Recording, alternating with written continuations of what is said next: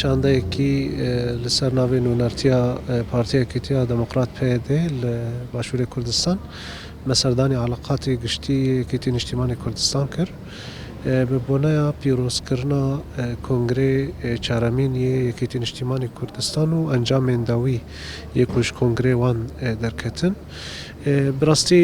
علاقەتە پارتیا مە و یەکێتی نیشتیمانی کوردستان ئاستەکی بلندە و دقۆناغێن هەری زەحمەت دە مەکاری بوو بێڕیا تێکیلیان خوا سوودێکی مەزن ji بۆی دۆزا gelê xwe û destkeftiyên mezinê gelê xwe têkiliyên me her du partiya de encam bidin.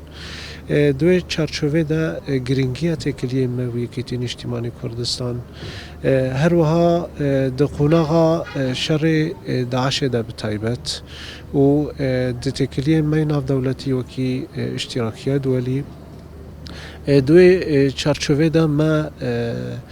پشتگیریە خۆش بۆ یەکێتی نیشتیمانی کوردستان و بریارên dawiyê کۆنگرê wadan ku em karibin têkiliyê xwe astekî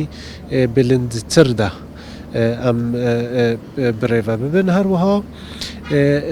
yenî di pêvajoya giring ya ku herem têre derbas dibe Rojavayê Kurdistanê têre derbas dibe taybet ji bo parastina destkeftiyên gelê me li Rojavayê Kurdistanê te'kîd li ser یەکیتیا gelê Kurd ku yekîtî niştîmanî Kurdistan kariye rolekî bilêzê ku ev destkeftiyên ku heyî li Rojavayê Kurdistanê pêwîst e werna mayîndekirin û aliyê destûrî û siyasî de werna qebûlkirin di vê qonaxê de me te'kîd li ser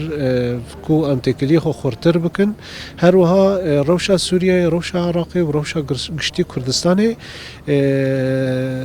yani êrişên dijminê gelê Kurd dagirkeriya dewleta Tirkiye û armancên dewleta Tirkiye ku hez dike Rojava careke dîtir dagir bike û êrişî hemû Kurdistanê dike di vê çarçovê de nerînê me pir nêzîkî hev bûn yanî nerînekî û helwestekî muşterek derkete pêş ku pêwîst e Kurd yekîtiya xwe durust bikin pêwîst e li beramberî dagirkeriya dewleta Tirkiye li beramberî guhartinên demografî li beramberî êrişên dewleta Tirkiye dagirker li ser hemû parçeyên Kurdistanê nerînê me pir nêzîkî hev bûn hevdîtinekî pir îcabî bû û me te'kîd kir ku têkiliyê me astekî bilindtir de birêve